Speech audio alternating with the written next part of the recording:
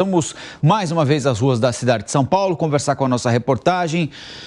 A Camille Yunes está nos esperando aqui para nos contar que o ministro da Fazenda, Fernando Haddad, disse que espera que o país mantenha um bom ritmo de ajuste na economia, apesar de uma provável desmobilização do Congresso nesse sentido. Tem eleições municipais chegando e aquela vontade de gastar sempre um pouquinho mais, às vezes o que nem tem para gastar. Bom dia, Camila.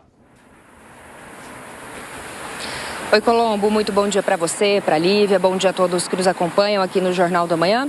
Pois é, o ministro da Fazenda, Fernando Haddad, deu algumas declarações a respeito do cenário político e econômico do país nesses últimos meses. E nesse sentido, Colombo, ele disse esperar que o Congresso Nacional mantenha justamente o ritmo de ajustes econômicos, mesmo com as eleições municipais. Como a gente sabe, até os nossos comentaristas estavam destacando isso agora há pouco, em anos eleitorais, o Legislativo costuma ficar um pouco mais enxuto.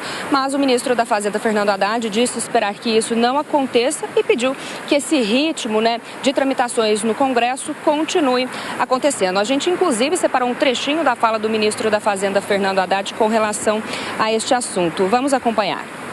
Nós precisamos virar essa página. A página da confusão durou 10 anos. Nós temos que virar. Então, se agora, porque é ano eleitoral, vai ficar uma disputa menor em torno da política, deixando o interesse público de lado, vai ser muito ruim. Sim. É ano eleitoral. Paciência, cada 2 anos tem eleição. Claro.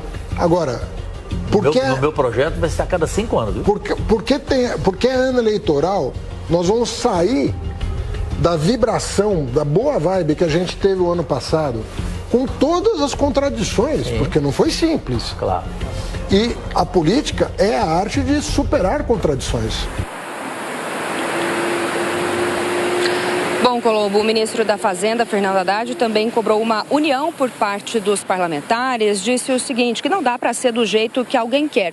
O importante é a agenda. Também disse que foram realizadas coisas interessantes em 2023 e que nesse ano de 2024 também precisam ser mantidas e que é preciso fazer mais.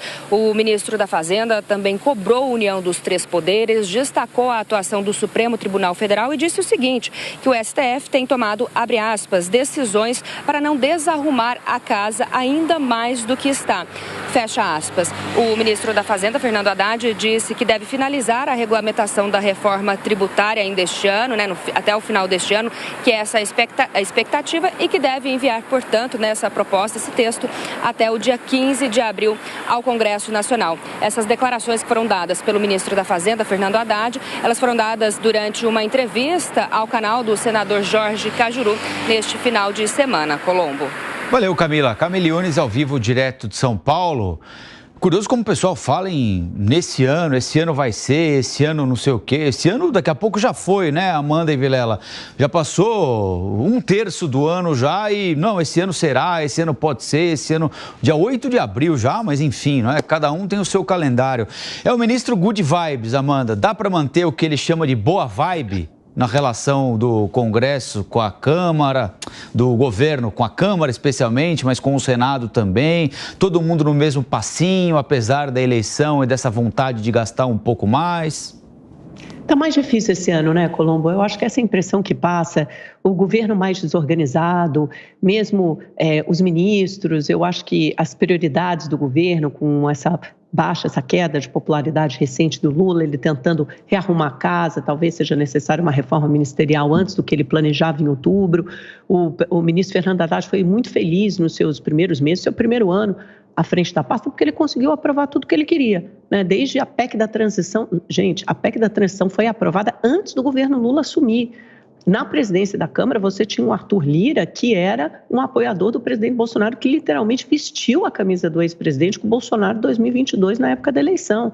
Mesmo assim, o governo, antes de tomar posse, aprovou a PEC da transição, que eram, 170 bilhões de reais a mais em gasto para você recompor uma série de programas sociais que haviam sido destruídos e fragmentados durante o governo Bolsonaro. Depois se aprovou o arcabouço fiscal, apresentou e aprovou, conseguiu fazer esse debate bem feito no primeiro semestre do ano passado.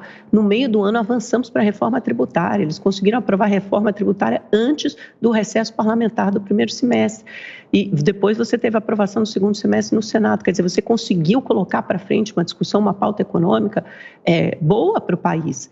As expectativas, você teve um crescimento de 2,9% no ano passado, inflação cumprindo abaixo do teto da meta, ou seja, o Fernando Haddad colheu um primeiro ano muito positivo no governo Lula. Agora, já no segundo ano, no apagar das luzes do primeiro ano, na verdade, começaram algumas estratégias que talvez não tenham sido as mais acertadas, porque não foram combinadas com os parlamentares. Primeiro, tentando passar por cima daquela decisão da reoneração da folha de pagamento, né, passando por medida provisória, o que os parlamentares já haviam votado no Congresso e depois derrubado o veto do presidente Lula.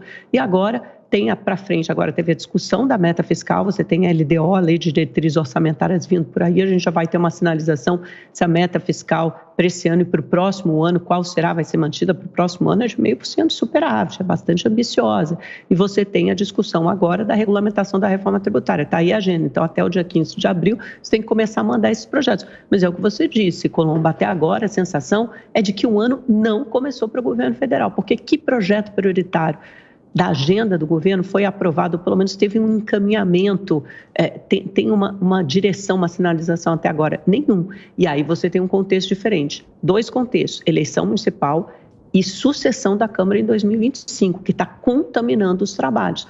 Porque quem conseguiu se reorganizar esse ano foi a oposição, principalmente depois daquela passeata, manifestação bem sucedida na Paulista, que estava cheia, a oposição conseguiu se reorganizar nas ruas e no Congresso. Está dando mais sufoco, o governo está passando mais sufoco, está dando vida dura ao governo e o governo não está conseguindo passar a sua pauta prioritária. Nem porque não há aprovação, não é por isso, é porque o debate está mesmo dominado por pautas da oposição.